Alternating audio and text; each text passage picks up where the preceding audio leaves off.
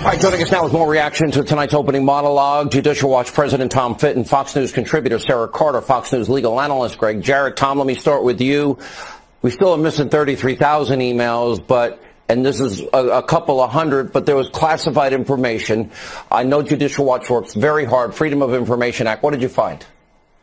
Well, it's a new batch of emails from the emails that James Comey's FBI recovered from the emails that Hillary Clinton tried to delete or hide, those 33,000. So this is the batch that Hillary Clinton and her lawyers didn't want anyone to see, and they include 10 classified emails about Middle Eastern policy, communications with Anthony Blair and top officials at the State Department about Middle Eastern peace.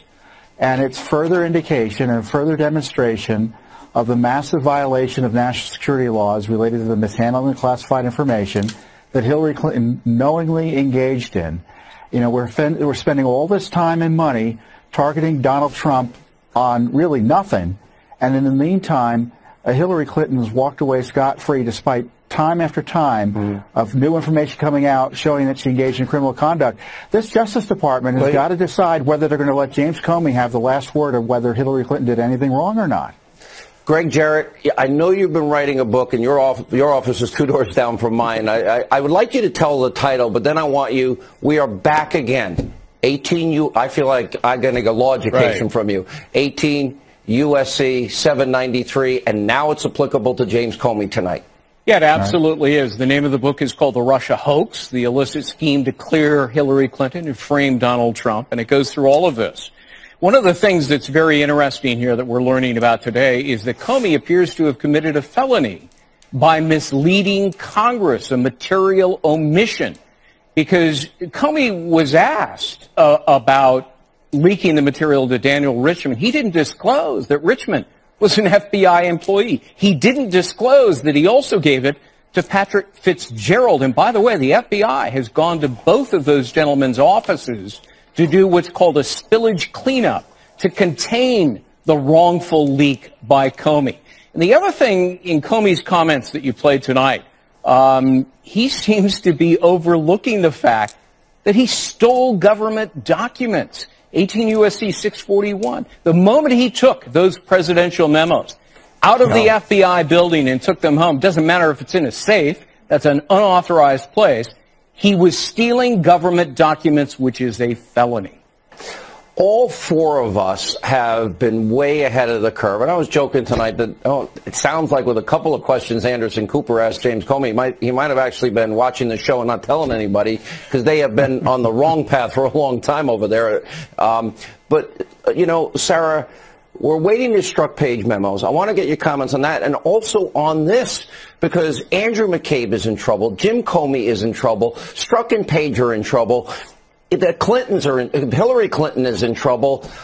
I mean, this goes to the, and I do believe Clapper and Brennan, I want to find out what they knew when they knew it, and then they're leaking raw intelligence and surveillance, and I'm asking, we're just at the tip of the iceberg, and it's now happening. Yeah, we are at the tip of the iceberg, Sean, because we know that the Inspector General has another report coming out in May.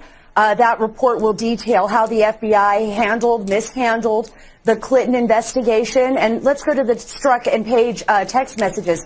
Why is it that Congress has to make threats, threats of contempt in order to get these documents? They have been looking at these documents for some time now. Turn them over to Congress. Let the American people see what they have, what the Department of Justice has. I know I've repeatedly called the Department of Justice today. I've received no call back, no information whatsoever as to why they have not turned these over yet. I know the congressional members say they're expecting to get them tomorrow.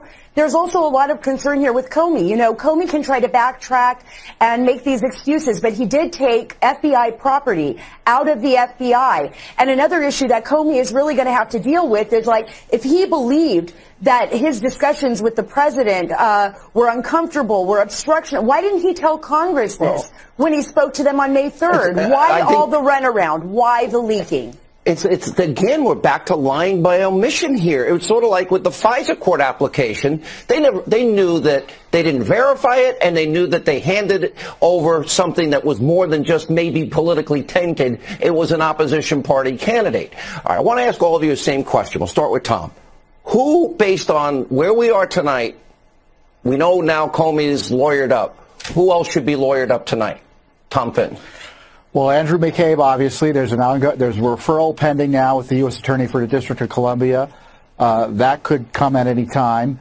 Mr. Comey, I would stop giving interviews if I were Mr. Comey at this point. The IG's investigating him, and we already know from the Justice Department the prosecutors are waiting. Comey and McCabe face significant criminal liability right this moment. It's Comey, and he knows he's in trouble because he hired the two people he leaked government documents to so that he could invoke the attorney-client privilege and clam up. It was a Machiavellian move. He makes J. Edgar Hoover look like a Boy Scout. Attorney-client privilege doesn't seem to be the thing that people are respecting nowadays. Yeah, Sean, apparently not. But I think, Lisa Page and Peter Strzok as well, and others, even Loretta Lynch, there's Bruce Orr. There's going to be a lot of names in the upcoming reports and a lot of people that I think will be lawyering up. All right, amazing work. President Trump Wednesday warning that investigation fatigue could ruin any chance of bipartisanship when Democrats take control of the House in January. The president vowing a warlike posture if Democrats use their new majority to follow through on promises to look into his financial and political dealings. We're back with Kim Strassel, Bill McGurn, and Alicia Finley. So, Kim, should Nancy Pelosi be Speaker in the Democrats' best interest? Do you think that's in their best interest? Well, I think it's still unknown if she will be. Obviously, there are some members who have declared that they would not vote for her. She has a little bit more of a cushion now because they obtained enough of a majority. I'm not necessarily sure it is the best thing for Democrats. And it's because she is a very liberal leader. She's once again going to be presiding over a caucus that elected a lot of moderate Democrats, who at least ran as moderate Democrats. Going far left, which is what she did the last time she was Speaker, what lost them their majority last time. But, from 2007 and 8, when Bush was president, they didn't go too far left. They went left when Obama took over. True. And what they tried to do with Bush was basically try to get progressive victories where they could get Bush to sign up for them, like on that bad, awful stimulus package that they passed and the bad energy bill they passed that banned those light bulbs of a certain kind and other things. And if she can do that and get with Trump, I think she'll try to do that and not go too far left right away.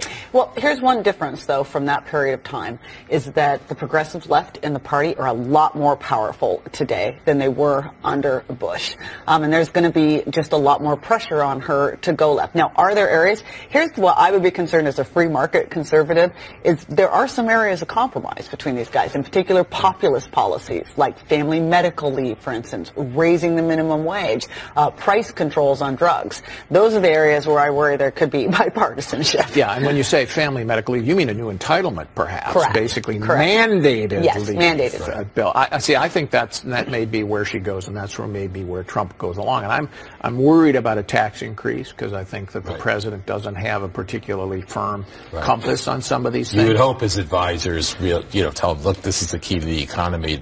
There's a reason they want the president to sign on to a tax increase, right? That's what Democrats do to Republican presidents because they want to reduce the potency of this. Look, I think on the big issues, one of the problems, the dynamic is that they did elect a lot of moderate Democrats. Connor Lamb, for example, the type military veterans in my district. Mikey Sherrill was a Naval Academy graduate, a helicopter pilot.